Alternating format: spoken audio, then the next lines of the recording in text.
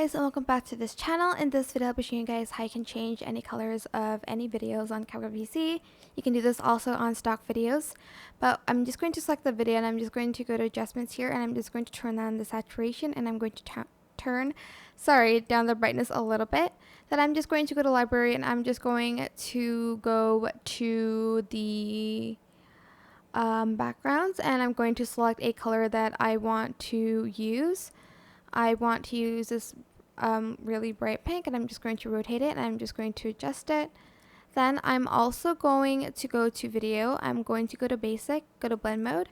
Then I'm going to select maybe this brighten one or this green one. Just select whichever one looks the best on your videos. I like this green one.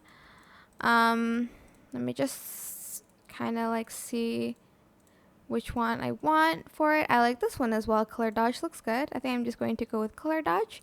And as you can see, that's how you can change colors of any videos that you want. I hope this tutorial is helpful for you guys. Don't forget to like, comment, share. Also subscribe to this channel if you haven't done that already. If you have any more questions, just leave it in the comment section down below, and I'll try my best to answer them all for you guys. And if you found this video helpful, please click the thanks button above the description box down below.